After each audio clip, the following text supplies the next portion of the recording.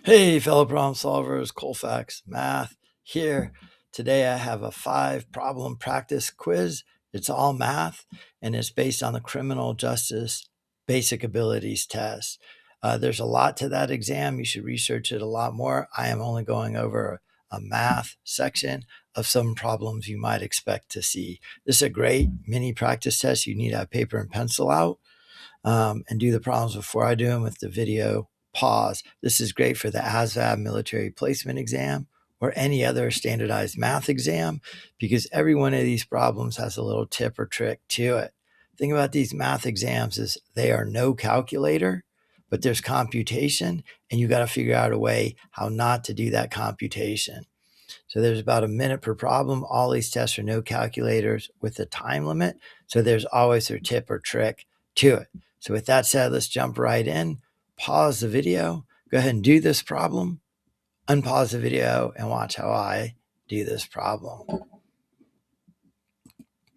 Okay, so a patrol car travels at 154.5 miles during a shift.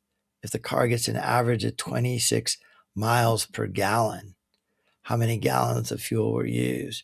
Well, I could do all of that computation, 154.5 divided by 20.6, but it's going to take a long time. I look down at my multiple choice answers and I see there's a lot of difference or disparity between those 4 answers. So I have to just use these multiple choice answers as a prompt to realize I could round quite a bit. I'm going to round that 154 down to 150. I'm going to round that 20.6 also down to 20. And then I could see 15 divided by 2, I could just cancel those zeros, is 7.5.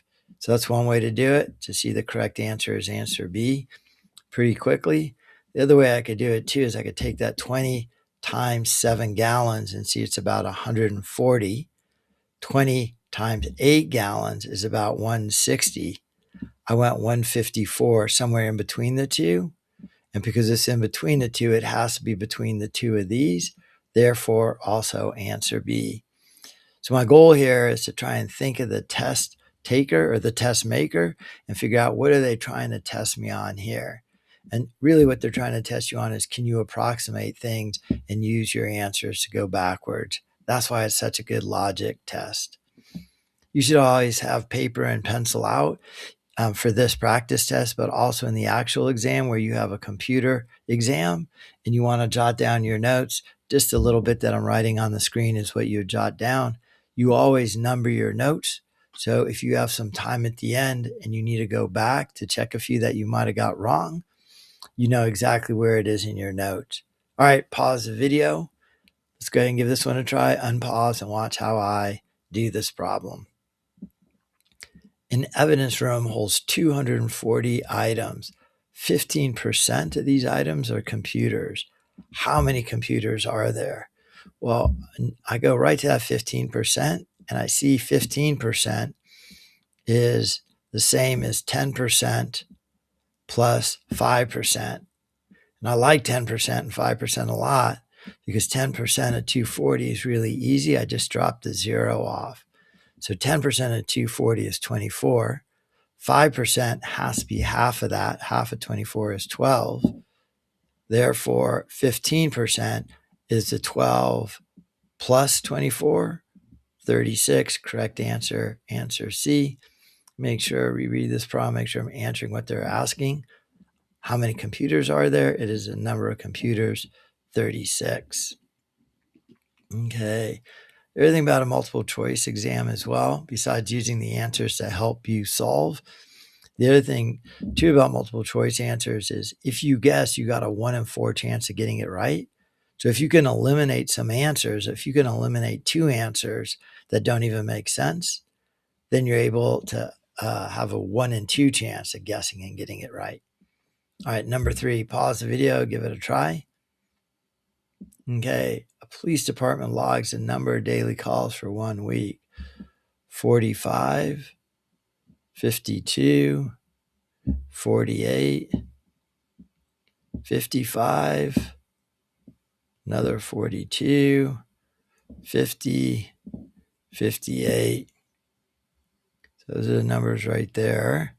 What does the average, another word for averages, mean? Well, I could add up these 7 values and divide by 7. A lot of computation. It's going to burn some of my time up. And it also opens me up for making, just a small calculation error. So let's see, I'm looking down here and they all look pretty close to 50, right? Below, above, below, above, below, above, above. So that means as I look at these answers, I know there's got to be a trick to it. And sure enough, I'm thinking it's towards 50. 45 and 55 average out together to be 50. 52 and 48 average out to be 50. So of those 4 numbers, I have an average of 50. Here's another 50. Of the 5 numbers, I have a 50. And then if I average 42 and 58, those are also going to average out to 50. So if I add all of these up, divide by 7, I get that 50. Or I could just kind of pair them up to get an approximate answer. All right, problem number 3, finding the average. Moving on to number 4. Make sure you subscribe to this channel. It really helps me out the most. Share the videos with anybody else you know who's studying. The more you study for a standardized exam, the better you do. That's just the way it works. Okay, number 4, pause it, give it a try, unpause. Police Academy class, a ratio of male officers to female. It's important that this is in order because this number corresponds to the order of the sentence. So it is 5 to 3. If there are 24 female officers, making sure the whole bottom row right here is always the same units, all females, how many male officers? So we want to know, what is this right here? Well, I know this fraction equal to this fraction. That's a proportion when one ratio equals another. How do I go from 3 to 24? I multiply by 8. Well, how would I go from 5 to x? I'd have to multiply by that same 8 to give me 40. Correct answer, answer D. The other way is I notice that 24 is divisible by 3 to give me 8.